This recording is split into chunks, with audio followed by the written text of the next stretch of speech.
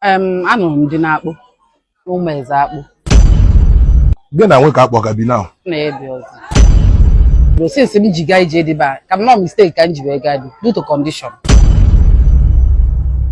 All right, fans, I bring you greetings. Igbo bụ Igbo. Ya bụ nwaanyị ihe onyonyo ya na ha n'elu na ha n'ala na-azụ n'elu na-azụ n'ala ndị blọga were ya na-achụrụ ego. Ọ dịka o mee n'ife ndị ọzọ emebero. Ọ dịka a ga-asị na nke ya ka njọ kama na just na dị very little careless. The video wee gbana ha. Tata ya eruo n'ọdụ ya na ebe ọ na-azụ ahịa n'oyi ụga ntụtụ akwa ebe tegete.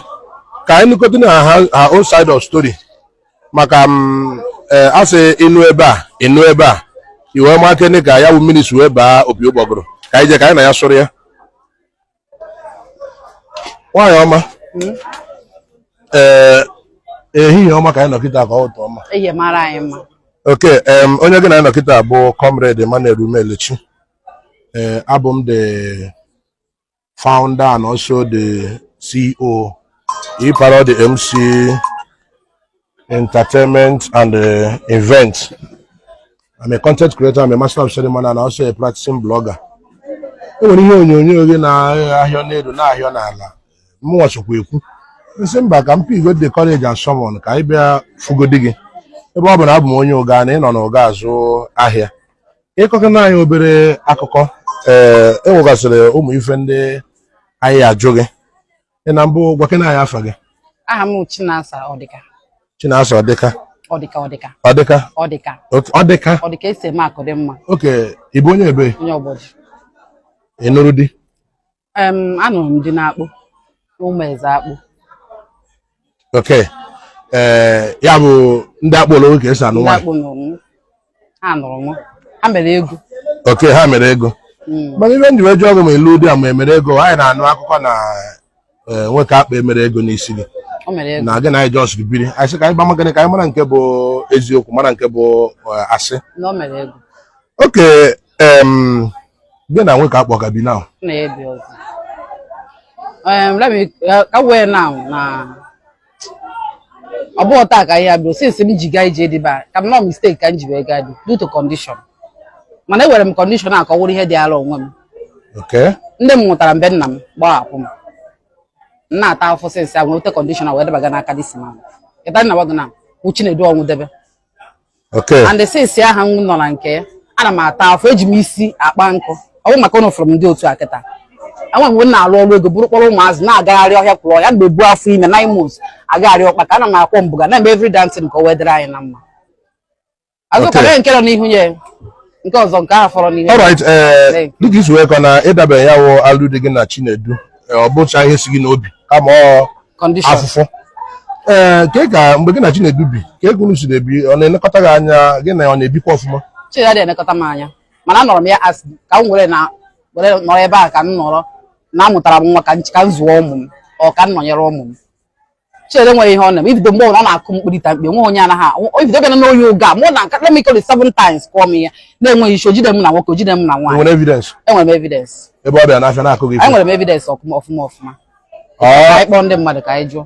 I don't want to still make investigation and inquiries. Ọ jọọ ọsọ ọbịa na shop ọ kọwa gị ife ka ọ na-afụ gị na nwoke. Ka m gwana gị example na nke mara nke katikati ebe a na-azụ ahịa ebe eni ebe just n'iru onye isi mgbakọta ebe eni enwere ebe eji mmeri na ebe eni mana ị gaghị agba too much enwere ụlọ dị ebe ahụ ọ dị ọkpara ha nke tọrọ ya Ifeanyị kpọrọ m sitie m na lapụ ahụ ka m hapụ ị na-ata afọ bịka mgbe ọ na-akụ m ihe enwere mgbe m nọ n'ihe iro na-akpọta mkpụrụ ihe na-abụ na-akpọta ihe ka provision just otu a mineral dị kịta dibịa kịta goro m mineral were biskit na-ata ọkụ mgbe ihu m ebe a na enwere apad m ebe a ọ bịa kwere m na bụgota si na enyi nwoke azụnya anyị mmadụ nọ na shọpụ mmadụ anọ n'ọrụ gị na-ata biskit na-ata enyi nwoke ka ọ ụmụ ya ka o ji akụ m ihe enweghị ihe ọzọ nke ọ bịara kụọ m ihe n'ime oyi ụga ọ bara n'ime oyi ụga ebe na-agba ọsọ ahịa n'ihu ebe enyi ọ bịara ebe a kụọ m ihe bata n'oyi ụga enwere ndị otu m ka nọcha ebe a kịta mgbe ọ bịara n'ime ebe a ha sị m na be nna m ị mana nna m be nna m bifo na-abịara ebe nna m Chinedu nọkwa ebe ahụ bịa akwụkwọ m ihe n'ime ebe nna m dịka enweghị onye na-ekwu m enweghị onye kwuru okwu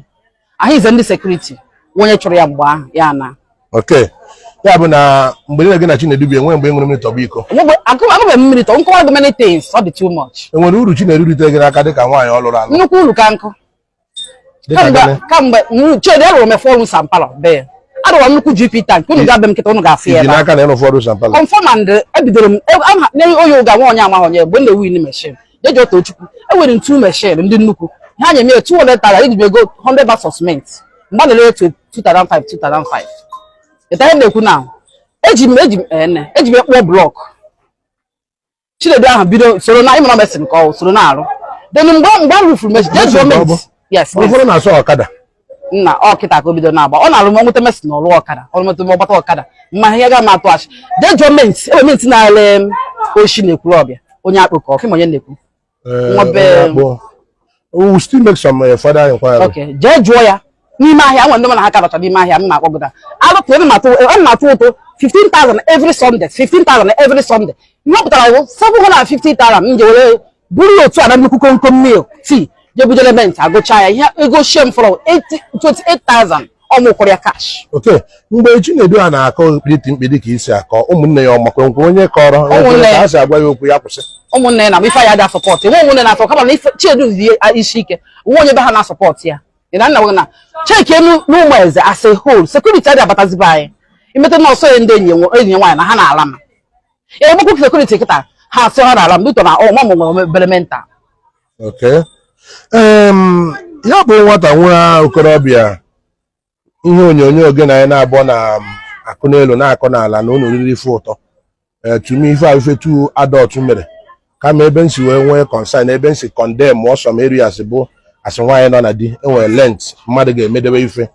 Kedu ka isi mata Ichie Obiora anụnwa? Kedu ihe iji wee gather lent nke ị na-eme ife ọnakịrịpụtụ na ihe ụtọ jebe nke ise ihe ose onyonyo? Ọdọ ihe magaghị atụ ụwa asị eluigwe n'ụwa maara m mana onye ọbụla kwuru okwu na ihe a ọ ga-erite uru ya rite ntaramahụhụ ya because enwe nwaanyị anaghị eme ihe a is a mistake. People are now being comfortable with abomination. Ife ọ na-eme ome n'oge mgbe ochie asị ka eje kpụwa alụ ụfọdụ esi through different means na-push that message trying to technically support what is evil. Enwere a video of a man and a woman leakly na Facebook. That act itself is a shameful act not only to the woman but also to the man. Now you know why our men, some of our men who want to hide under the guise of Omenabuze Ezioku, to be covering their evil act, to be covering evil in the name of God. Men are polygamous in nature. Remember that my message has always been, what is good, what is bad. No matter who has done it, it doesn't matter who has done it. Evil has no gender. Nke nwoke mee evil, nke nwoke mee evil. Mwe sekwalo na my slogan in this life is ịmara ife ya wee mee ọdọgụ mma emena ya onye ọzọ. Ọfịa na-asọ nkata epu n'elu. Two people, a man and a woman, a married woman and a married man, caught up in a shameful act. It is a shameful act because na inu asef na nkụta niile na-eri nse mana nke richalụ buru n'ọnụ ka akpọrọ ori nse. Inu ahụ na onwe okwu ahụ na onwe ihe is not even right because it seems like it is justifying ili nse mana anyị mana nkụta na-eri nse normally, but let us say that na ifefa na-ekwu na ada ede ife mmadụ na-eme n'iru, but onye ọ na-amepụtara nke out gosi na onye ahụ proud of ife ọ na-eme. And I have always been against proudly justifying evil. Before I even talk about the act itself, before I even want to talk about the act itself, let me say this. Why is it that people seem to be focusing more on the woman in this particular act more than the man? Does it mean that what the man did by leaving the wife to come and be acting Noodles movie to show to the public that it is noble because he is an Igbo man. And the woman is to be crucified because she is married. She is married to a man as much as into the woman. Siwedo married to a man. He is married to a woman the same way the woman is married to a man. And when you think about how the husband will feel, have we ever bothered of the trauma the wife of that man Yada passed through at this particular time? But everybody is busy talking about the woman to the point that they have even gone to go and interview the woman. Where is the Ichie? Where is the man? Thank you, Igwe Credo, for making a very important observation. The man is an Ichie. He is even supposed to be living a noble life as an Ichie or an Igbo. We all know what the title of Ichie is in Igbo. Why is it that people are not calling that man out? That is number one observation on this. Number two is that Newelunwoke Jelly interviewed that woman. That interview made me cry. The reason that interview made me cry is because I started shouting and crying from day one. Ndi Igbo bikonu. Alo na achokwo na iho omena na Igbo.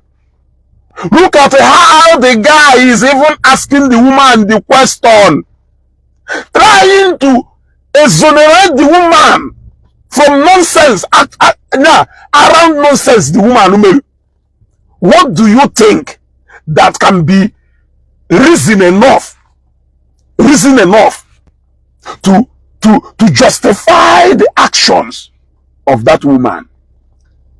If that woman no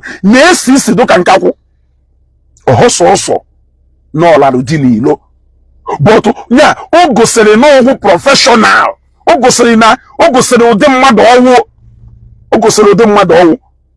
oge imechara ife ahụ hosiso ni imechara ife ahụ no ni imechara ya document ya ye. For what reason do you do a document here? If I wife you just may, you are a professional in that field. You are spoiled to the marrow. The man going to be known amorodo onyenya na ebi. And the one ya na nwoke ni binuru amorodo onyenya na ebi. E na ajo ya ajojo kelu maka di ọ na-emekwa ya ọfụma ka eko si wee nu di. Onya kunu yeju we ma. Some of us, okay, only if Joyce and call it, but also go Global TV. The leakage of the thing is from the woman. She should bear the consequences. How is she going to bear the consequences alone? So, are you even saying that making that video and keeping it on a phone is right? Joyce, this comment coming from a woman, is he going to justify what the woman said? That every woman made that thing? Because I don't understand why people are not condemning the act of recording such atrocity on phone. Yeah? I don't understand why people cannot. Somebody in a Kwoku sound. Can you people hear me? They room yes or no if you can hear me. Can you people hear me? Somebody they room yes or no. Somebody they room yes or no, yes or no. Can you people hear me? Do we have sound here? Yes or no? Or comment come on, somebody they room yes or no. On an info, I am with sound here. Okay, Judah Foss, yes. I am with sound here. I am with sound here. Okay, yes. Yes. Thank you very much. You see, you are not even condemning the act of recording such a video and keeping, in fact, it is not just a video, recording such an atrocity and keeping it on your phone. But you are now condemning the act of Wanyahu Ilik, that video. The guy Jerry may interview, we be done with something like, Inugo Dimbu, kelu ka di si eme di ọ na-emekwa ọfụma. Kai ọgụnụ ka anyị na-aba n'ime ihe na n'Igbo na mmadụ anyị afọ ife dị njọ gbapụ uri nsị na ife adụ njọ. Condemn what is evil. Condemn what is evil. Kedu ife digu na-emeru losing to the point na ọ sọ n'ijelu ladi no need so proud idina with nwoke ọzọ abụlọ diru dina with nwaanyị ọzọ abụlọ nwunye iwu. You people delight have fun in recording it even when both of you are not drunk. Recording it and even being so proud to be telling people etu isi wee nu diru. Now, before I go further,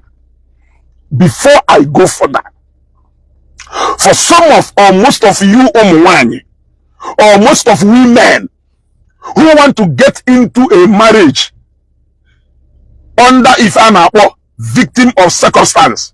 Victim of circumstance now work those days, it doesn't work nowadays. Let me tell you, in fact, those days, people who did it those days, we have even come in this generation, I know, to know that this was a deliberate decision they took. So you should bear it. What do I mean by that? People get into marriage for different reasons. The reason why you got yourself into marriage with a man, with an innocent man, is because you were suffering then. You were only because of your selfish reason of suffering, wanting to ease the pain of your suffering. You will just get you entangled with an innocent man, all in the name of marriage. At the man under financial, I am still coming to aspect of a person at the man in the TV. Yes, because what yakun ekelesi call yarewo ndo bieba ejem kan keshie beni. I don't like doing that. Let us talk about ebe opulu na the man how they take care of her.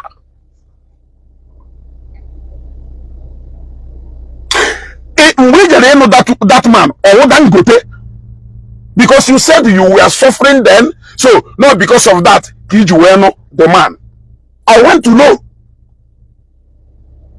know.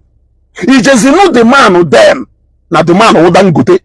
Cause now the man borosros webe no. Or kwese no na alubu bricklayer numbo. No a bricklayer ko umbo. Before mesha weba wakada. Can even a bricklayer will many to ease your suffering if not doing the best he can as a bricklayer. Or you just go na draw when na atu afi na nkwo. We be nyegu ko we wolo no merugo it's comfortable. Let us stop trying to praise evil. Let us call evil when we see one. You started trying to make it emotional for living a spoiled life. The woman do spoiled. You could see that woman of the spoiled. Onaruni complete. If you want to mention condemn one the same way, because I am a an abominable act due to passion, due to satisfaction, due to if I show him, I am everybody into our own emotion. It doesn't work that way. That is why in US, the least I can do is to apologize for stealing. Not that na more ways to go and say, na mama on his way he do job. I say, and the mass gone are those days in Bode Mejidoni, Mojidoni Atonto. I say, na all what do na government create all in half to It is your greed. It is your greed. And that will satisfy with what you want. And your desire for more will not drive you into Izui and later mad. Because when we legit on mother, you got a mechanic workshop in Nilo, you got a carpenter workshop in Nilo. You may go to serving messing with Papa. You may go to AJ Bini. You may go to Jalo or you can dish. When they not block, when they moto, there are people who are doing many things in different capacities. Load and eba. Make different things. Just supply all while to break into pieces ko ya wile muhele ama iso na loda mani ile ga jifini na anya. Take a risk. You ignore the risk of and the afofo of ijematize. You ignore the risk of enu moto as a conductor. We say ba we jaba. But it's just the risk of ibule on a highway. If you make a deliberate decision, you take it because you want to live the life you have not worked for. You will want to emotionally blackmail all of us by telling us na government in a great right, na government yeah, so who win on Nigeria. So who win on Nigeria for condition Nigeria. Abi, I hear you. So I don't care to know the reason why you got into that marriage. Whether that marriage because na age you is not on your side. It is your own selfish reason because everybody must not get married. Or we barrier because of nandeni ni tola no sichana di nande madu yadazi ase ni hezbo madu no nyaki jo welude. It is still your selfish reason. It is your selfish reason. You shouldn't drag us into it. Whether na balone because na the man will ego, it is still your business. Whether na balone because na the man who original and first hand academus, it is your business. Because I have come to understand there were so many funny reasons people jabber into marriages. Ya will later a life will be the hunt over her. And that time they also fail to disregard the easiest way out, which is going to put in. Instead of you to do something stupid, instead of you to do something rash, why can't you just the same decision I take? Yes. Why can't you take the same decision and go oh? Because not for as long as you're not into that marriage, a lot of factors bind there were there. You cannot just do anything. You got to give in well. So a color life history of if you were not the man who cares to know. You should take responsibility of your actions. Look, for different reasons. Agbala imba ile etonite. I ile etona fear. Na Mercedes is very expensive. You are the one who chose to use your money to go and buy Mercedes. If you onye na anya Toyota, na amu ya amu no je go Toyota Corolla o ya manage nwa ofuma. Echi niile lower amu mebie ije gorie akpọrọ ego baba mba ishefuzie the reason iji wee ignore Corolla we je go Mercedes ya ishefuzie comfort niile Mercedes ya renyeru because one way reason iji wee choose Mercedes karịa Toyota. Yes, ishefuzie that name were two kinds of vehicles in these cars in this life, Mercedes and others. Logic ni na iji wee go Mercedes wo boss ije go control am here or boss ije go steering rack here all ego. Iwe cheta the reality of choosing to buy a car. Marriage with a reason for marriage, but people need disregard the primary aim of marriage. They jump into the secondary part of it. The man say that life in marriage does not end in bed. It doesn't even start in bed, because having a satisfactory mythology life, you can still experience it as a spinster or as a bachelor. Are you not aware? You can still get satisfied bed as a spinster or as a bachelor. So if you can enjoy that as a spinster or as a bachelor, why will that be a major reason why you will make a mistake of getting into marriage with a wrong partner? I am asking you, every single reason if you will disregard the primary aspect of marriage, will jump into it with something you can enjoy as a single lady. Only go kenacho. We will go way back. We just go away about marriage. Are you not aware that as a single lady you can still get in contact with a rich guy who can still take care of you and give you money? or if you work hard, you can even make money and be an iron lady. So we ignore the primary aspect of marriage. Marriage as an institution, where reasons marriage will be into existence. How I wish now people may pay attention more to the primary aspect of marriage than secondary aspect. For example, when we couples nulu di na nwunye mgbe ha enweghị ike ịnwe ọtụ 100,000, 15-20 years into their marriage, God opened the door for them. However, that's that secondary aspect. Enjoy wazi onwe fa. Afukwa nwata nwaanyị nụrụ di taa. Oje wuru a marriage of 30 or 25 years. When I judge the do you know what those people has endured? If nwaanyị ahụ ji eze wee kpee ekwele before marriage, you will be to that point where you are admiring her more like an on a primary one. Now admire onye medicine na university. So if you get into marriage for a wrong reasons, any result put out as a result of that your wrong reason, you should bear it. The same apply to umuwoke. The same apply to umuwoke. Mgbe ahụ na-agwa anyị na like nwaanyị go na ya de club, na ya like nwaanyị ya wi na-esi igbo na-ese, na ya like nwaanyị ya wi do high odo high. Odo ka nke nne ya zụrụ azụ ọfụma, odo ka nke agwalụ na 5 akụdokwu na nilo. Odo ka nke nwa na shoot for no ye jozi na abani do no ye jozi abani. Odo ko ye meet you up with that requirement of that fantasy, because I call it fantasy. Fantasy we far in an art on at the moment, although now all in all, but the moment you get 100% deeper into that, reality will come to your eyes now. Fantasy is say to a poor reality now. At the bold written on your face. So how I wish we should apply a little bit of reality when we are choosing our life partners. Make it real than fake.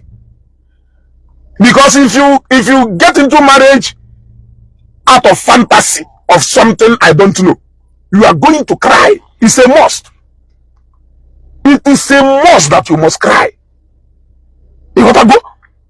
Now, nwaanyị ya ada anwụ Igbo, ọwụ nke si from a responsible home. So, which responsible father or mother will allow their girl child to be out of their home after 5, 6 or 7 p.m. without knowing exactly where she is? Honor to go to Woga. Well, she won't be meeting up regularly because Oya to the same Woga over a period of time. That is why Umuwoke no Umuwanyi may be carrying more within that 4 or 5 years in the university. A lot of people now need and they do opportunity to go to the university. Now need higher institution. Because higher institution is a place where your father will not be there, your mother will not be there, your family will not be there. You will live your life, you will teach yourself. But all the street family, she will desist from a lot of things because of family. This is because Omahonye ya friend na club. Omahonye ya febo jelisi Igbo. Omahonye ya fuye na yana nwoke were na akpagharị na emefa. So that a little bit of caution on a add here and there, when you put it together, it will contribute to at least 60 to 70% of carefulness or a better lady.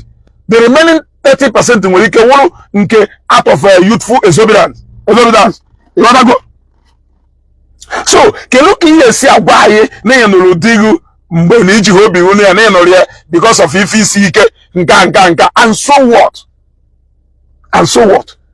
Let us come to the part where also na go to war. I have always said it and I'm repeating it again. As a man, you don't have any reason whatsoever to raise your hand on a woman. It is irresponsibility of the highest order. Then if you are enduring it, it is at your own risk. Or if you commit it, you will never excuse. We will not take it. I will not take it. You wanna go? All these things will easiest way out easiest way out. Easiest way out. So if that justify Jojo about her relationship with her husband, what does it have to do with the matter not on the ground? If only the woka condemn Ichie Nakademus Ichie ka condemn woye. Both of them deserve the same opopia, equal opopia, because now no nyala one no nyala ki fele ne me mano nyala. So these two people with families who will partake from this shame, because na go na one name woke korari ono kete e asia eso one no na azoro one no no wanya azoro na azo one name wanya we pota we Nakademus video we posase everywhere na Facebook ile je koyono and they will koyono wute if I one name wanya melu no partake go from it if I Ichie melu na one Ichie I partake go from it. Don't forget about the Ichie, and that is the spirit for the munaya. They spread the polygamy. They spread the here, all in the name of Nahana. Show Ichie back to their root. And when I see a small boy like he had, right of Africa, talking about polygamy, a boy who can barely feed himself, talking about marrying many women, that is what you see. You can barely provide for one, but you are trying to marry 2 or 3 because of your peace of mind. Do you have peace of mind in your pocket? That is why they end up making many children that will become disaster to the future generation or even to people here. Yeah? They start justifying. That is why people cannot condemn the man, because now have evil. Now the man will right in me for sure, or now the woman will right. The injustice and the imbalance.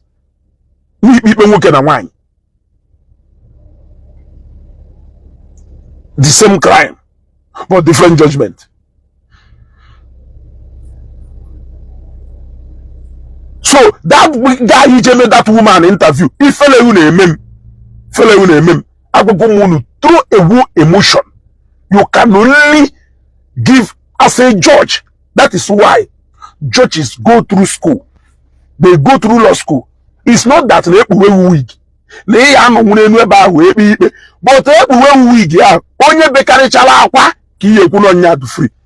No nya do innocent. Hey, onwere ko onye nka do bold, jiri courage na we stamina na ekwu okwu ese na do notorious.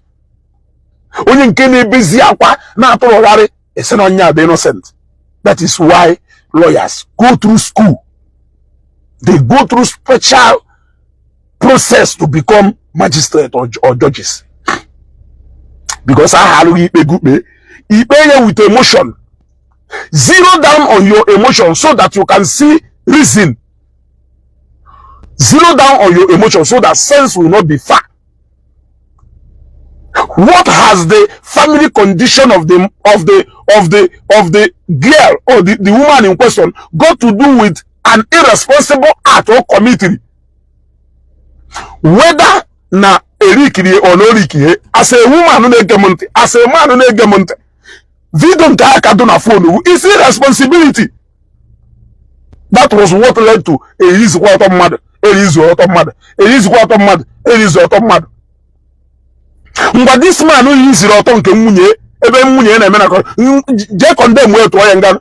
Have you ever heard anybody condemn the man who is here? Are people not talking about the woman who serious? Ana majo ajujo. Nju ego woman no such ala fati ya na edo. Nwesie, there's this from doing that next time. Don't do it again. E maka oto. Why you just say it na phone? Eba no keta. Mama ho kando eje nkwo na miro. Neno onwem na miro fo kando. Keri ife mejisi say yes. Tiye na fo. Unless na mmadu eselu nyamgbe mama ho. Mmadu sie nyamgbe mama ho. Odisi ka okwu. Mana ino kata igbalu na iworu na akago prepare cha ogbunigwe to capable of ibu. Ana m ajụ ajụjụ. How many people na-ekwu about onye release the file online now? Have you ever heard anybody condemn onye release it? Everybody keep talking about the woman, the woman, the woman, the woman, not even the man. Now, if onye nke delu, not the woman ka you blame because not the careless where would they go see there? So it was smart enough to make such video, but you are not smart enough to hide it away from the public. That is something you cannot control. Any little thing, it can go out of your phone. You may think your phone is your private space until one day somebody will show you something. You will on a phone, even in your own phone, you have to be careful. Even in your own bedroom. Because same man with chances of another person but in that bedroom. It is your bedroom with the last place of your privacy. But you want to for the ife so etu aka ụtọ mmadụ edo na phone wodo. So from gbonwa ka sekọsịrị nke yi sekọrọ ebe go na enyi nwoke ụfọdụ ụmụ nwaanyị na-eme ihe mgbe ha nụ bụ odudi. I don't even know if you are aware that that thing nwere ike chigata back mgbe enugoro di bịa hụ ntụ. Are you not aware? O nwere ike mgbe fa ya hụ ntụ ya wụ mgbe enugoro di. Mgbe nwa nwoke nwere ike mgbe nke ya hụ ntụ ya wụ mgbe enugoro di. A lot of things I name for fantasies, for carnal satisfaction. A lot of them we feel capable of destroying us. But if you are so much attached to your own, be courageous enough to share the consequences when it comes. Don't even cry to anybody. Don't cry foul. Because now the if you thought on I won't go no for reasons that's not to you. Otherwise, for a reason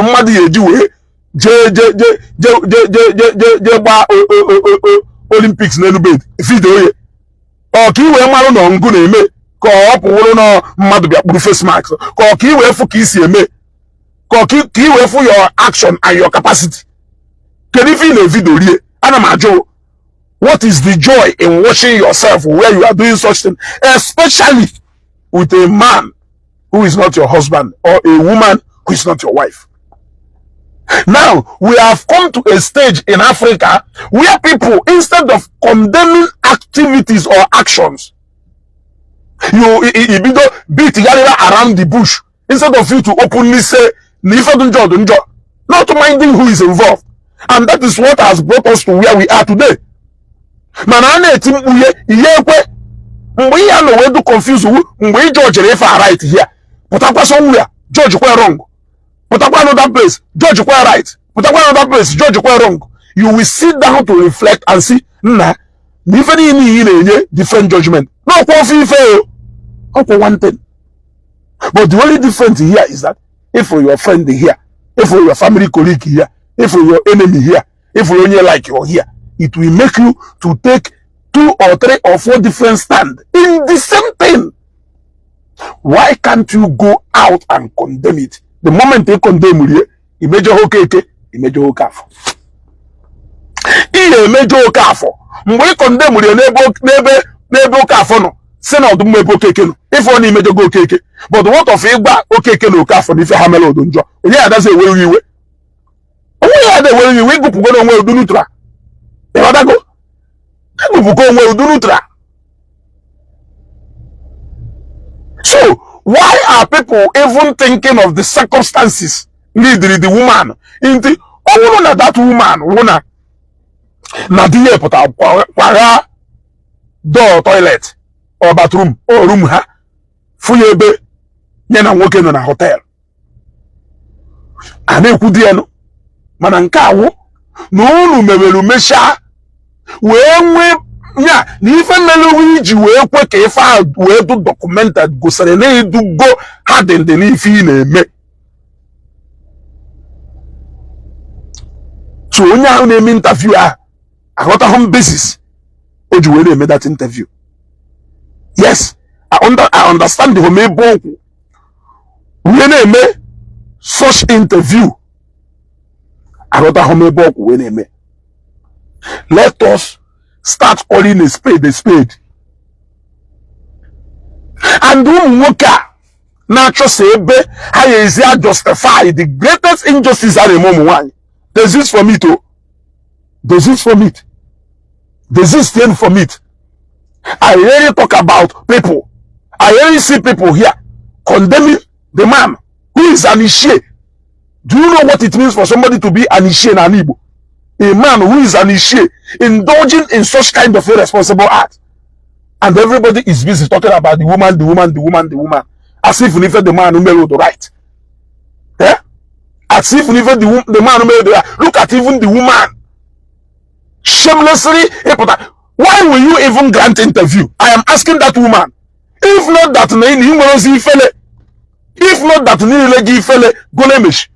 why will you even grant interview?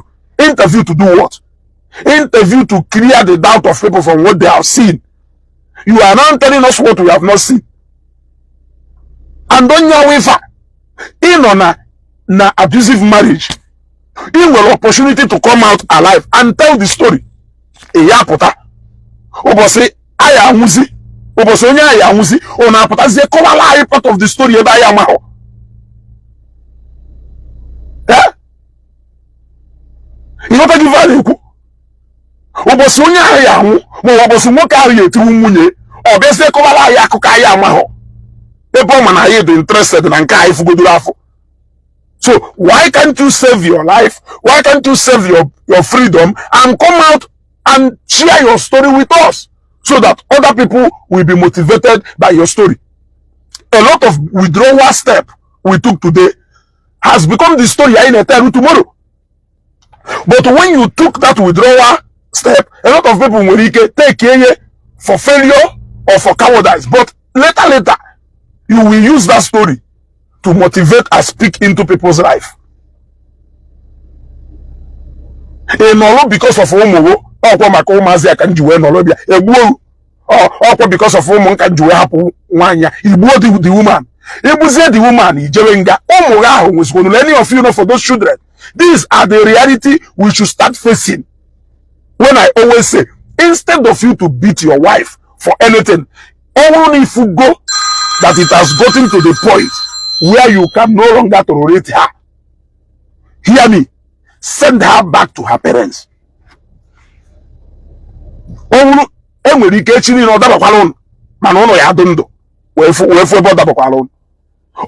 Is a woman.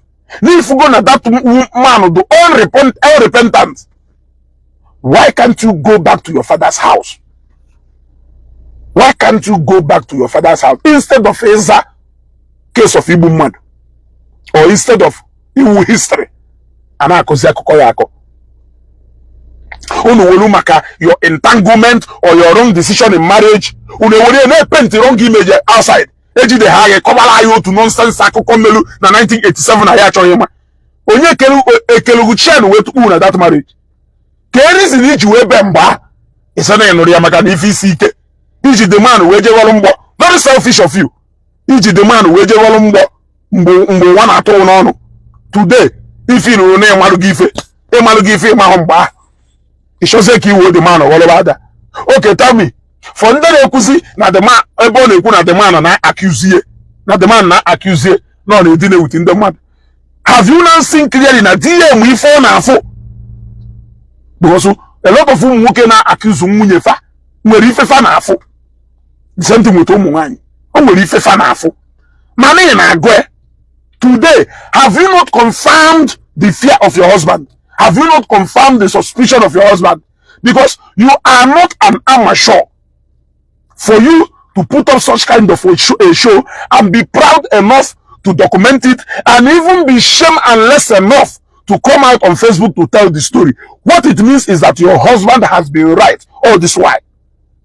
Obro Amachom Bidoro yesterday. You are a professional and you are well grounded. You are very confident in what you are doing. Imogonifa no to kani jezuru ife mmadu nohi. Lueba no rebi jezuru ife mmadu mebe live video. Or no rebi jezuru ife mmadu sebe selfie with ife izuji.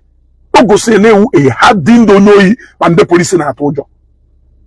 Ni je toro mmadu, je toro cha mmadu sebe photo or selfie with onye toje. E osage e hosi ama macho onye nto.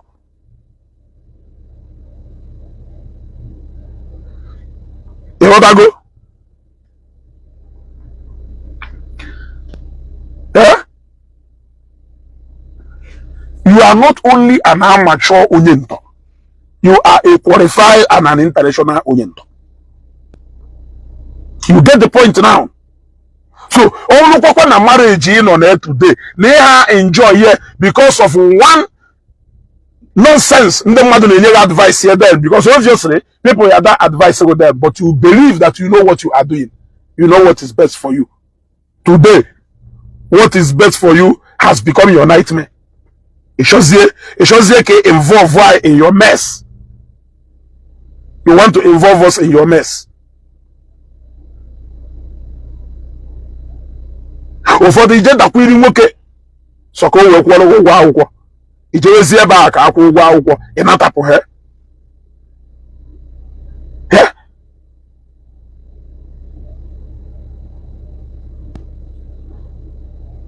ịnatapụ ozie ịchọzie ka ịlamenti ba kọwara ya akụkọ Ugomma akụkọ mere eme n'obodo anyị.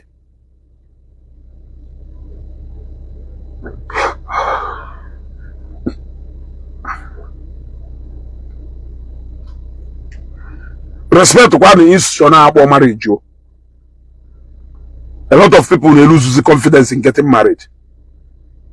A lot of people are no more seeing reason to get married.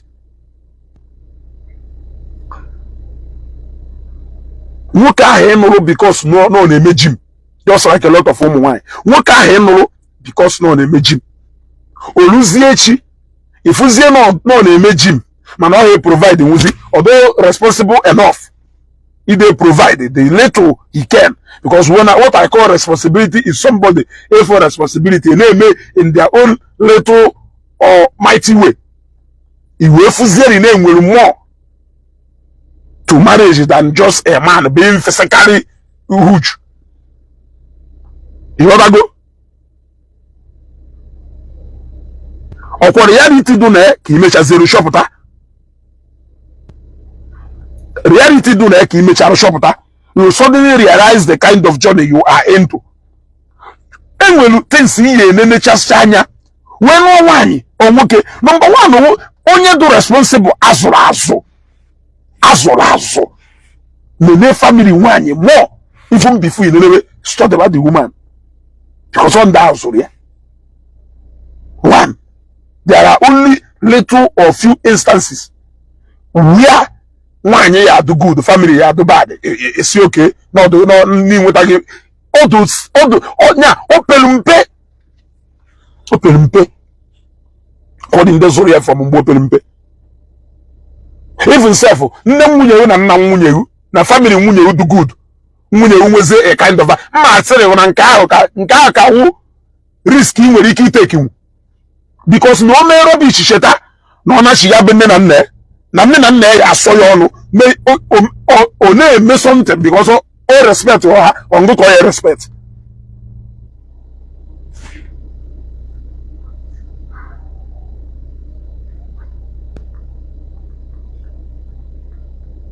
You want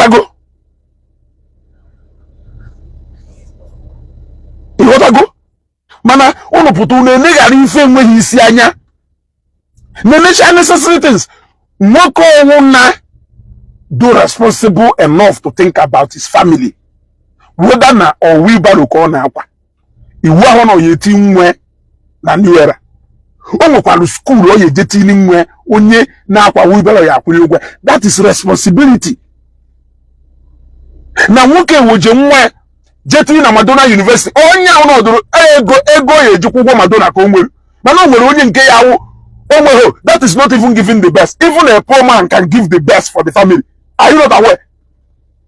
A poor man can give the best for the family because the best only with the best he can afford. Man, put in an industrial man, an industrious man who will potential to responsible with human conscience. He just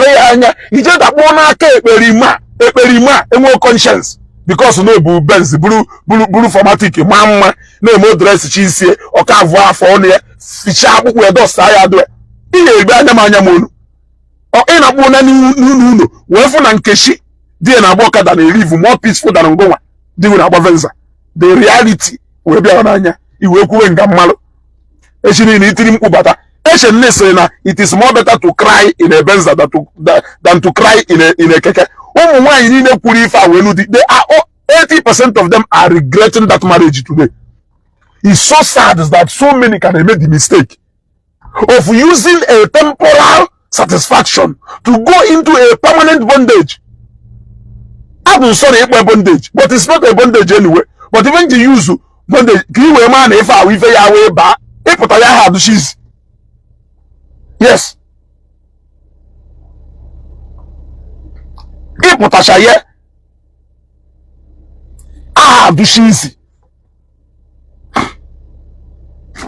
have she's take that decision right according to what that institution stands for. And we reason that age with the marriage. You choose your partner outside those reasons. Age with the marriage. Forget your own selfish reasons. That is why OJM. Of the parents here now for just shows up. Ni ife okenye don na wefu ni go the tallest of all iroko trees na ya fear ndị mmadụ na-eche na ofese karịa iri enu isi jene na marriage si ahụ 70% of marriage si ahụ nna usere don marry onya marriage ya na ebe akwa today fodu n'ime ha mu ife ha furu. I'm not trying to tell you that no new or nna yo ye shuzuru onye ya no, but sometimes ha gwa ya no onya try ya mara reason ha ji we kwu kiwe way that reason kiwe man at that reason na kwa ife ya we ruo ibi anwoye e marry na reason now no we fi ya manage nwa at all. If you cannot manage it kiwe no we prove follow her that they cannot show you who you will marry, you will still run back. Yes, you will still run back because for the family, our family hamanalo history of even a member disregard ya mapu. Because because of if we bet the guy, you know, on atu. Some of the reasons age do one din and who infatuation, not even love. As a ten go to Keman and Muka love low. The make do man and one or love low. Apart from temporal infatuation on abune share among each other on atu. The day ono by the ring and I do, the reality will set in. Or one run on a much in one date. Or say, babe, I'm coming, let me take a call. Up what January. Now, I'm quite chocolate you out of the bedroom upon your January. I never been on. You know that this year. I won't even be sincere. Or she knows now was a perfume in the toilet. Now was a perfume in the toilet. On your quiet, if a bondage, I don't know forever. Yeah? The more interested in knowing the real people. Yeah? A lot of people are into marriage with fake identity. Fake identity. Babe, munye pusha kita bataleti ya bamba. Oh, why meji bamba? I'm a mebo jail. Oh, we call one on lebo jail na pata. Instead, oh, ya bayo. Nana, why? Oh, come on, you mwezi yoku aho. Ona manu no mwekunu yesi we build on that truth. Manage to that truth. Danona, I'm out of Woga. I'm doing one I'm like Koga. That is why a lot of you ever into marriage. We talk say Moke na gwen zo kwa do romantic. Moke do real ado romantic. Mana nke na to oga juru no no nke ado romantic. Ka do romantic. Yes. Unewe no kwa say we ba na ebe a na eburu fodu no zu wepụta. Ofoda ya no be na no ha agbapụta. Kimu ife kerifi ju o we fa ho neme ise no no hanala wo chenje. That is who he is. Nke ni na afu mburu na date wo nko na pretend nke a hefuru na marriage and the osto the go fifi na acho ogosigi fa osto the go fifi na acho. So we started getting into marriage now with what we want, what we believe in, and not the actual reason that you will say to that institution called marriage. And that is why we are suffering. During the days of our fathers, like an entire family, I grew up seeing Nadibi with nwunye biri with ụmụ ya. I grew up onye nke nwunye ya anọghịzie, onye nke nwunye nwụrụ just like my dad. And my mom nwụrụ na 2000, my mom nwụrụ na 2012 December. 2012 December to now, on 27th of this month, my dad here 69 years. 69 years. My dad here na 27th of this month. My nurse 12 years. From 69 years. Even my dad do 50 something years. But my mom, but he did not remarry till today. He did not remarry till today. You will see that kind of bond in those marriages. But the aim of marriage is to bring in a woman you can build with. That is why a lot of ndo garayani na no chanu di na nwunye today. Je check him ha no di na nwunye. Fodo ni me eji ego we no nwanyi. O kita ka most people no edoji no ego no nwanyi ji ego we no nwanyi. Oga ahụ nwoke wo ha no ye provide the for family. If nwanyi ru nya etu a. But today I take care of what you want. This is what I want. Obere if I chọrọ ka iji wee disregard the ordinary. The relevant thing is supposed to what you want, your desire. Ishefu said that it is not entirely your decision to make your home to be white or black. It is a collective decision. So you must have to look for a man who you can build with.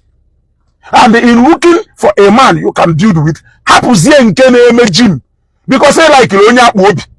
Nke ya for qualities are ya sustain marriage unime when you have weight. Nke weight I want some more for getting ya crash your life before your very own eyes. Man, marry for marriage just stand there for. Love all you know good enough to know what you want and not what you desire or go. Yeah. You think I don't desire to fly to fly in a jet? Yeah? But currently now, because I cannot fly with a presidential jet or fly with any jet, what I want now is when going to Lagos, I'm going to go to Medjije Lagos. That is what I want now. You can desire to live in Ikoyi, but your want now should be to have a shelter over your head. You want to go?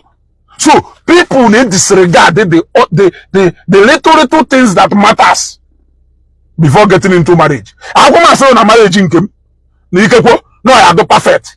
Or no, but I'm telling you that we all are falling victim of this, and it is backfiring.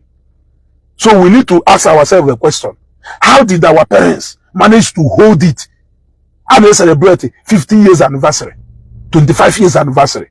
That is golden and silver jubilee. How many of our seats or how many of them can even celebrate 25 years? They build a marriage based on lies. So we want to romantic. Yeah. So we want to romantic. You want to go? So be truthful to yourself. You can build a better marriage. Be yourself. You are suffering. You will decide that because you are suffering to go and deceive a man into being his wife because you want coverage. Yeah? At the end of the day, he misbehaves here. Ajoro. He say, no, because of Nifedo to an it covers the history of rates Weber into that marriage. As if none the advice advice marriage should be a place you have peace. If you don't have peace there, you don't have any reason to be there. You want to adjust. You know, just if it's all but just like marriage, the same way, a lot of people make mistake in the traveling or going somewhere to find what they can do to better their lives. You will drop if you don't drop yesterday, which I'm going to drop another one today. Every day on the American embassy, General disregard EJ Kano, Jos, Onisha, Ghana, or Congo jebambo. You know what's the time? Finally, all America, every resource is already with America will not even come back. So it is even a case of knowing your potentials, knowing the passion of what you want, and finding a place into as a when what is desirable is not available, the available will become the desirable. If you don't live your life based on that, your life will be filled with regret. When I mean you, I mean me inclusive. So, une exonerate is nonsense. The activities of that man and that woman, for any reason why they did what they did, it is condemnable. Condemn it as a side of it. He condemn with a wapuaka. Owunu na-emeli ife eme a document here. Ema kufe na mmadụ document ife. For mmadụ ikwucha will ya, dey na akwụkwọ document ya debe. It is for future reason. All the proud of Ifa Homer, they will always come out to defend Ifa Homer. So when you do something and you document it in a video, it shows you are proud of what you have done.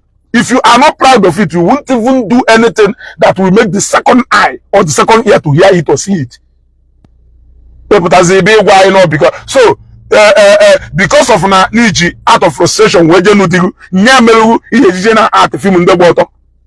Ona chori ile apatari for ndị ba ihe webata sentiment into it, or they will start exonerating one person and they will keep calling just the woman because of into Africa's way place the position of a woman. People even started paying attention to the husband of the woman. What of the wife of that man? What of the wife of that man? Have you bothered or think of how that woman, the trauma that woman will be in right now?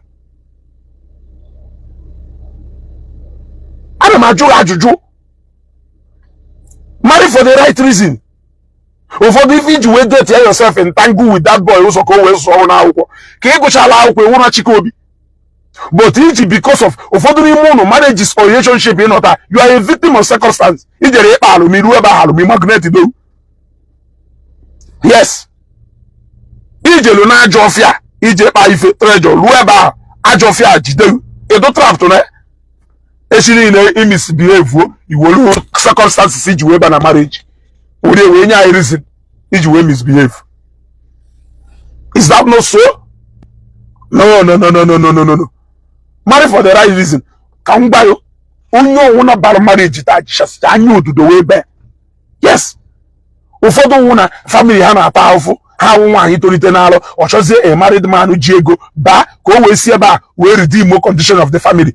If that is the reason why you got into marriage, you should be able to enjoy everything that comes with it. Your joy, however, should be na the main reason why you ba marriage and achieve it. If you achieved it, then that marriage is worth it. You shouldn't even be regretting, because na reason melu Ichie na marriage are not achieved. It's not when you finally achieve that reason you will now start regretting the marriage. It's not possible. The reason Ichie no okay Japan o ki we na Jakarta je na amunwa ki we na de trip na Dubai ki we na aboke moto ko we go phone or no emelu here. So ona say a little touch of ekupanya ekupimi on a adapu on a family members on a friend. It is to spice it up.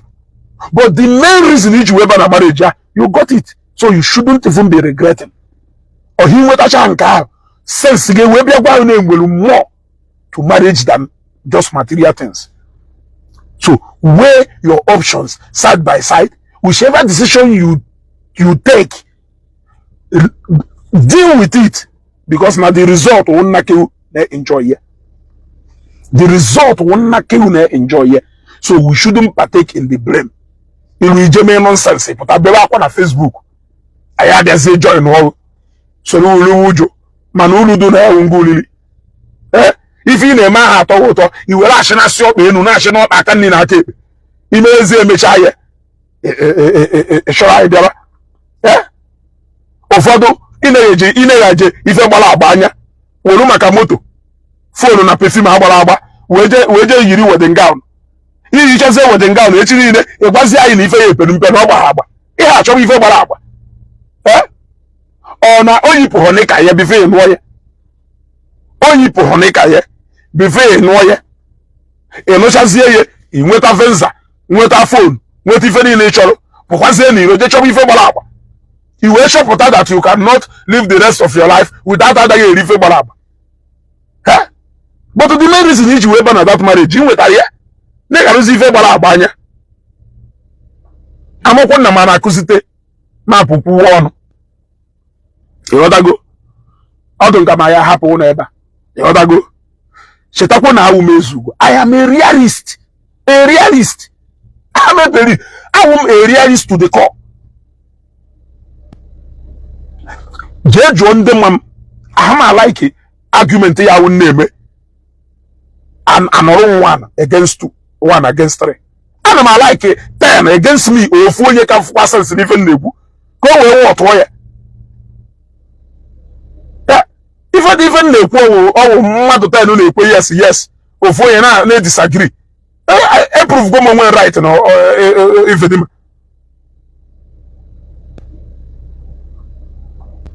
they are not together again because never the woman the man will show you. Go now you are not together. Okay, suppose you know the man when he made that video. Yeah. Okay, you know the man when he made the video. The moment that video leak, he goes seasoning obey the man. That is the highest level of shame and disgrace now. Eh? When you want to just sort of, we will find their it way outside. Don't call us to cry to us. You wanna go? Ana majo ajuju. If una meriri juwe wo la kayo, we video otowo mo we bi na say bonge. Or we find their it way outside. Don't cry to me. We even GM. Owo so anya ye alone ki na say. O na mo hokedo. O go indulge in that art. Or artificial road no there. So for you to document it, each other another eye fear. Can I pass him back because not the wrong eyes they shock half free. So what is all this? Oh yes. If for una melu, you do no kata so to mo we be na say bongi.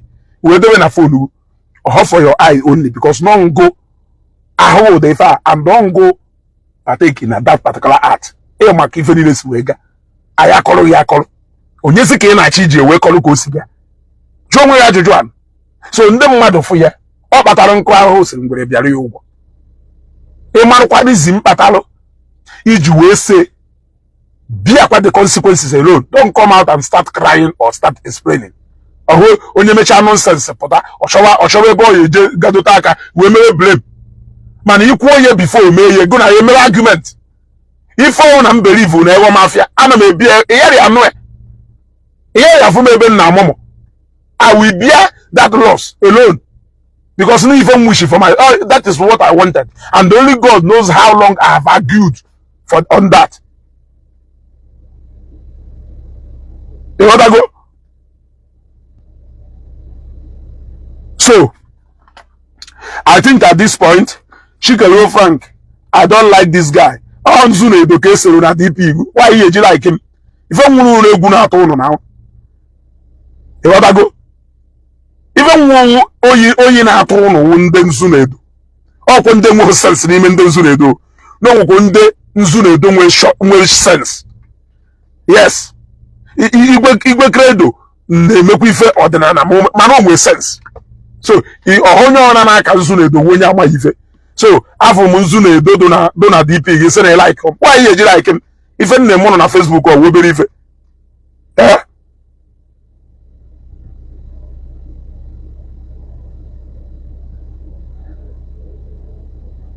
Paul Newman ma na-eziokwu na ife anyị na-ekwuziri ife awụ eju na mbe dọlụ ọdọkọlụ ịghọtago. Yes, the children of course will live tomorrow next tomorrow akara de cheta because amot geji go future ụmụazị na the altar of enjoyment fantasies and the urge. You gotta go. I would gauge go for Chumazia. So tomorrow now, I ejizi if an echetano mazia. If I ha melu. Onya with our Bible, na ejin John de Bonna. We met up to how many generations? Because actually, this woman no more. Ebe no ya. Ewe manju we no automatically you will think that the girl they make a mwe, or you will think that the boy they make a mwe, they make a pair, and vice versa. You want to go? So if I know who emewi si me form akeshi makana ka we generation na abia nwere ke ta afufu ife niile like this woman kita ni bika obi ahu ne mo mana ka nwere ụmụazị do 6 years 7 years ka nwelu a long years to live even up to that age, you know, even up to that age, you know. So sometimes when you want to do something, think about these children. Think about these children. As in think about these children. It's a pity. It's a pity.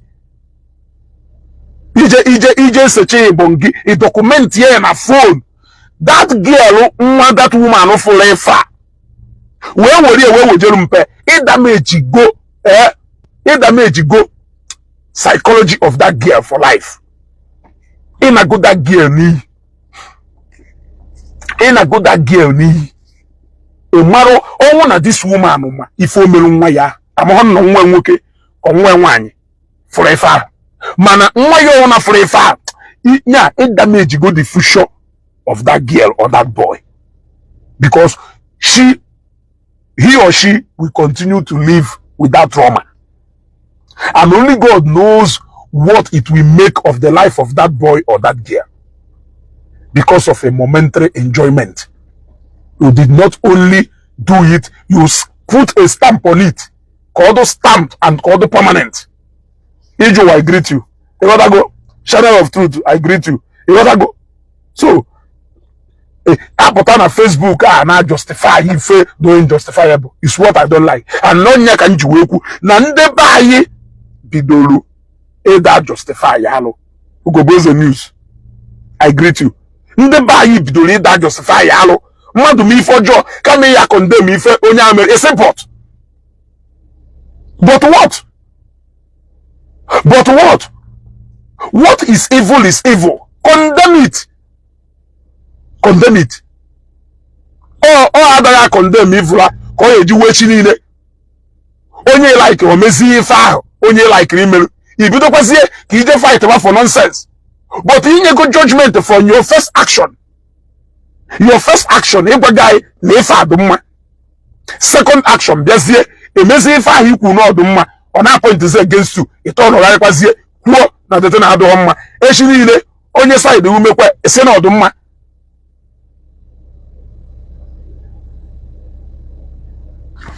yeah.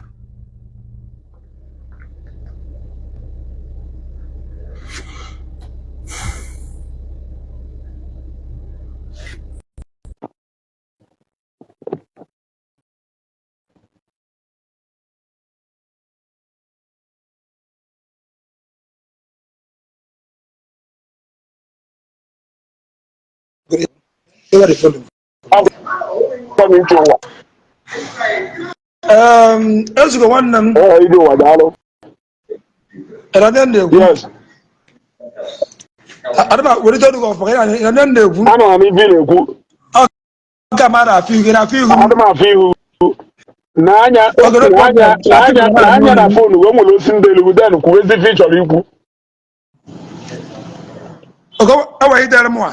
Ọgwa phone na kiji we bata eva. Oh yeah one. Ngwa kuwe. Okay. Use any English word because I Indian so because of okay, the no sensitive nature of topic I in Kumaka. Okay, no problem. Here in Chori, you can get a good the mud there one. Yeah, Chori, you watch and go do Onya no get for a lot of people na-ajụ m na ha hafụzi ije ụwa ebe ahụ new page ije ụwa 1 ije ụwa ka nọ na Facebook ụfọdụ n'ime ụlọ ọ na-eme mbịakwa agwa m ụnụ folo ije ụwa mana anyị agwagide ụnụ 1 by 1 ise na ya hafụzi vidio ije ụwa kọrọ na Facebook chọọ ije ụwa na ije ụwa 1 ije ụwa 1 gaba n'iru. Alright, biko ihe m chọrọ ikwu ebe ahụ Ezugo nwere ihe ikwuru ma like ebe a ewe ikwu ma like and ma like repeat ya ọzọ because ị na-eme anyị fim anyị na-enene ayara nnezida fim like ọmịa achọrọ m oge echi njaka wo aha asị na ọya share video abi video nwaanyị documentary because ya documents mmadụ onye kwesịrị inwe documents na phone ya ịghọtago then ebe a na-enwezi documents of ọchịọhụ that woman nwere documents of ọchịọhụ ya o mere ọfụma omume ya amaka amamihe unu ja condemn that woman ịghọta unu condemn that woman omume ya amaka omume ya sara mpezi in fact enigwe a na-ekwu okwu ya ọ ga-ekete n'igwe a and ebe ọnwụ na ọ chọrọ ọrụ na any company a ga-enye ya dị ọrụ maka na documents ahụ dị very important etughị inwere documents nke ị atara ka inwe documents nke enwe my own nke m dị na phone m na a na-ezuzi documents of ọchịọhụ a na-ezuzi ya ezu so you need your own documents so ọ bụ ezuche nke gị polisi ya ajụ ka documents ọchịọhụ igosi ha ịghọtago ebe chọwa onye ji anụ unu ga-eji na-atada woman ụta so ndị niile na-asọpọtụ nwaanyị a na-ege shọ na-abịa na fonu gị na-enwe documents of ọchịọhụ ya dị na fonu gị maka na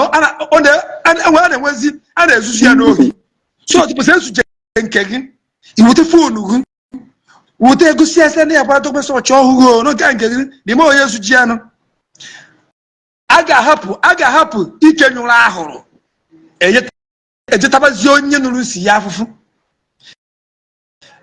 ekwesịrị ibu ụzọ condemn gori nke a nna a na-ebu ụzọ gụọ 1 before I go 2 a na-ebu ụzọ gụọ 1 before I go 2 ọ ifu mmadụ ka na good morning ọ wee jụọ gị how are you i wee sị I am fine ọ wee jụọ gị ka maka nne gị na nna gị isi a na ọ dị mma ọ jụọ gị a na-emekwa ọ na-abụ ife ikele hụ mmadụ good morning ọ jụọ gị how are you so a na-achọ ịgwa anyị na mmadụ wetere fonu wee debe vidio chọọ onwe ya ewe ọ ga-esi taa onye ahụ tagoro first eblem goro onye ahụ first na imere arụ ndị ụmụ ọkpụ amachie ya ịbịa meeting ịghọtago even self onye awụrụ member of my family I would denounce her. She will no longer be my sister. Ma Julia, I'm telling you before God, Chineke bigwe n'igwe, onye bile n'igwe ma oya kere mama kam si akpa ma Julia. I cannot not be proud of her any longer. You tell me, but when time na mmadụ shares the video, I be want to actually onya. Mfoye share that video. It was me na more MP. Now support with more MP because share more. So that God all the video ahụ na ife dị ga-egbu gị ogbuo gị chaa n'ụzọ so that a na-ekwu na sotimas a na-ekwu na ịnwụọna. But for me why you get my sister. Inwe as ife na-egbu ọrụ gị sef ị pụta na social media si na ị na-achọjọ I looking for Chichi. I looking for nature so many donya ni mono. Some of infections. People who as in support Ogechi.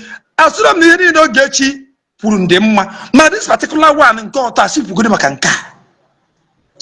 Achem no kakoro. And where did he be up on? Economy Madonna Kowalagu. 2 of you are guilty. Oh, now, oh, they call Wahariano. You got to go there. No, a face, you go. But one so called Waria, 2 of you are guilty. If even Esther na Bible, Esther na Bible, Esther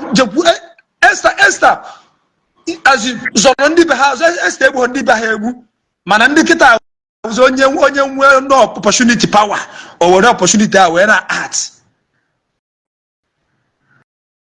o were opportunity enwe onye nwe delti ịmana eburu ozu onye ọzọ dịka ebu ukwu nkụ enwere onye enweghị iwe n'ime obi onye ọrụ Chineke kechara mmadụ ka eche ndị mmadụ iwe n'obi enwe position otu anọ kịta na ama video na mme like this efu ndị mana agọ ha m iyi and video mepụ ewu maybe na mbịa na-agba egwu okwu ọjọọ ma ọ na nsị biko parents look after your children ọ bụchakwa ihe mkpu na video ahụ ibe na comment section akpọ mugo akpọ m onye riri eri akpọ m a foolish man na m reply zie gị igbozie mugo nsị gị nne gị nwụọ isi m ọmụ ka ị na-asị nne m nwụọ na ị ga-afụ mana mugo ịkpọrọ mugo I should accept that mugo ịma na oge Ijeụwa ị na-ege ntị amara ị na-ekwu sorry to cut you a bit ịma na ama nna ịbatazi elu kwukwa maka ife anyị na-ekwu wee divert kwa kwuwekwa anọda okwu mana okwu ahụ I know chelu okwu ahụ ha ncha niile ewuche okwu wuche okwu ahụ na-ekwu n'ụwa nwere direction ebe ọ na-aga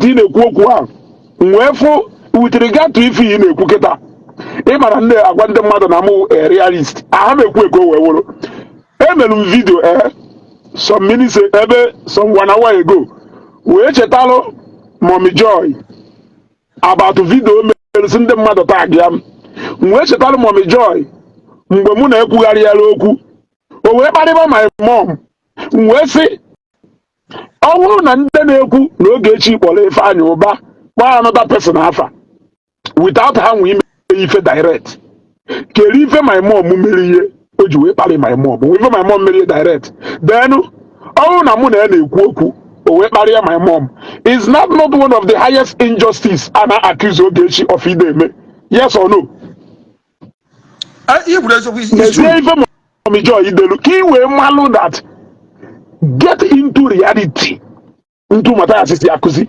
the truth will be staring at you at your face. Also, my brother, let's not discuss about the past. Let's discuss about the present. You come for me, I come for your mother. Oshepu said that if you come for Ogechi, Ogechi can come for anybody not close to you just to get you. Then yes. If you come for me, I come for your mother. Then if you have no respect for me and my household, I have nothing done to come for your mother. So don't let the public to know that I insult your mother. Tell them what you have done for Mommy Joy coming for you, okay? When we tell them, don't tell us about what Ogechi said about you. Tell us what you told Ogechi that made Ogechi to say those things against you. Mommy Joy, and I say, apologize. Okay, now. So, Manidu, you should go back to topic I treat. No, okay, now the topic in the topic in the now because all the very important. Neighbor one, Abu neighbor one, support one video on because you see if you don't wagon, he went documents support your yes. And I'm telling you from the bottom, get here. You see, God is not an author of confusion. I get my point. Let me tell you something. You see, God anywhere. Oh man, is man, no woman, no woman. Away from any support one year. I'm telling you before God and man, that will come to your family. Maguwe here no magwa game. Maguwe me get Jackie video where what put any akwụkwọ. Kefuko sade. So that you feel it. It put her aside. Kamiga potasi chai no. Onya a disgrace to human to women organization. If it's all Assemblies of God Church immediately and they go charge those instantly. Go up video, and you go charge instantly, immediately. Am I go charge in over one side? Each video, where for the video just don't work. As whether may send the money, may send the home money. As long as now, I want that in private parts. That in private. Okay. Yeah, sorry. That in who so good I think you go. Oh yeah, there's so that is okay, good and fine. Why are we really sa iba between ochie ya ochie? Why are we really change akwa? Ochie ya ochie. Izo why? As long as now, if you don't gear or was something would always public something is a public. You gotta go or public something. Any person can come, any person can see it. And you people want to use intimidation. The last thing you hate in one that's not good na moto, or I'm not a moto, conductor not body, no one, and I'm not a conductor. No matter more than your intimidation, I hate intimidation. When I get all these threats, when I intimidate, come put it now, come condemn one. Amamu onye share video. I just not condemn, but only made the face. Ngalo onye melu video. Ngalo onye melu video. Onye melu video. Atwa onye melu video. Boy am tunaka. Apo me am tunopa. Boy am isi. Mmebu so condemn onye first. Now, people okay now. Okay, you people are protecting now. I can just imagine. You people are protecting no as in no onye share the video. Now you people encouraging our teenagers, encouraging our teenagers now. You can video your child, you can video your child. You don't have phone or crime. Can no one shares when you make crime anywhere. Let heaven visit you. You want to put that thing. May heaven and the earth and under the world visit you. You want to support that thing. Anybody visit Yegi in a way that nobody will come to your rescue. Anybody can visit Yegi. I'm not getting in question. People are saying, I never go. Anybody may go. What's that again? I don't much money. Money got free your journal. The wrong man. You pay chilling all the money. In a threat in them. From the Abuja, it means that you two are going to go. From the Abuja, you are going to go. Or this is what from the Abuja. Everyone Abuja, Yakunda Abuja, now that's him. No video where you are at home, no helpful. Is what I said. A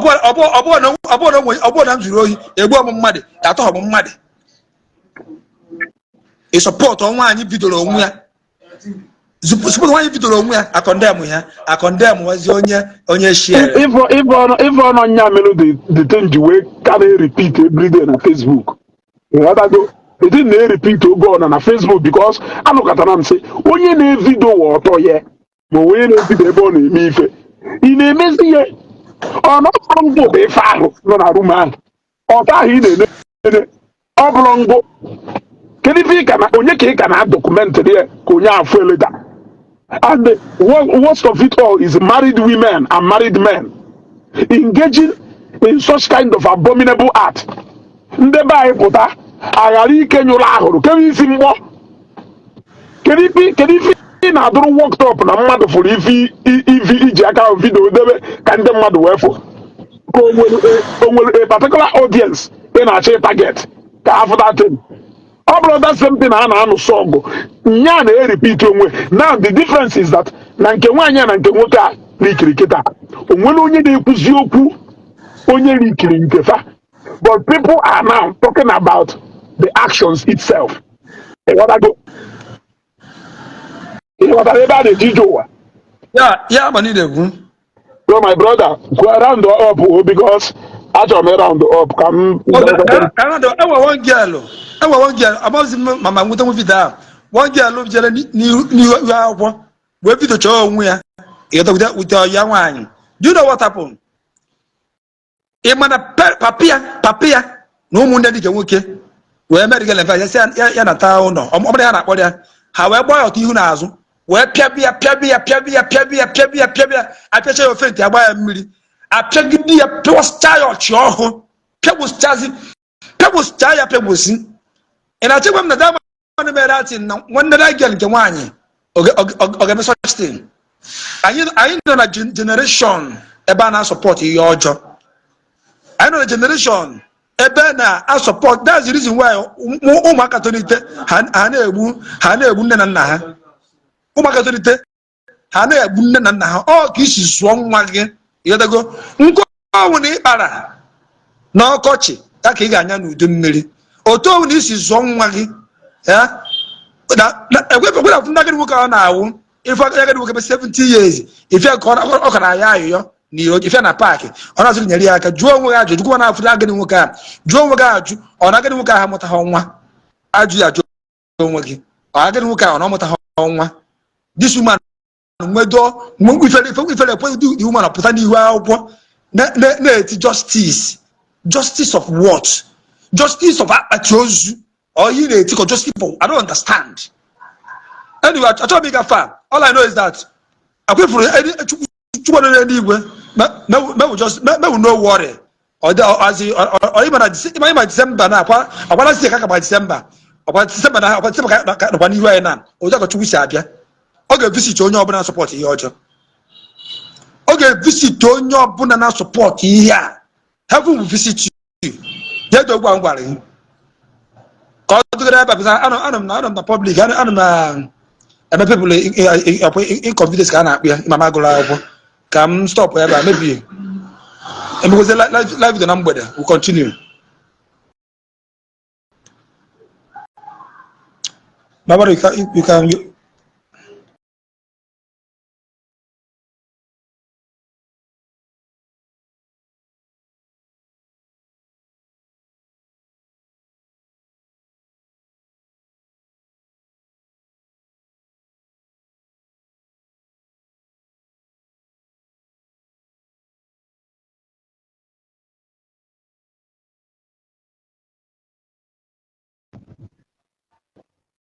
Hello, Ugo. Brother, you are welcome.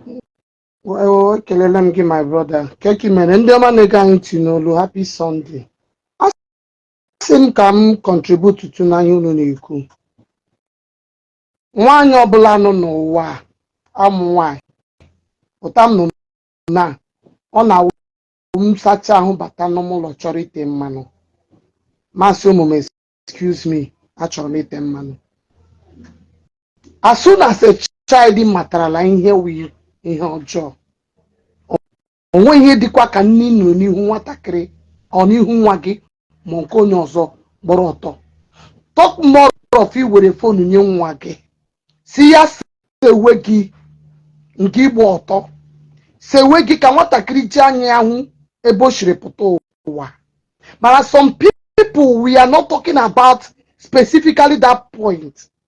What they after war, out of hatred, out of all this nonsense I name on social media call this saga. Because if they hate you, they must surely they got it. If they hate you, they must surely make sure they gathered against you. Now, what are we talking about? Ogini ka nwanyi mekidere n'ụwa woro to ya si nwatakịrị nwa ga ahụ ọtọ gị igbu ọhụrụ nwa nwoke igbu only the future of that child maka na ndị Igbo tụrụ ya n'ilu si na omechalita na mme n'ụwa ọlụ nwaanyị adịrị alụ nne ya n'ọnụ n'ilu n'Igbo n'ọlụ nwaanyị anaghị alụ nne ya. So thank you guys for watching. Keep supporting this channel, share this video, like and comment, drop your thoughts in the comment section. Thank you and God bless you for watching.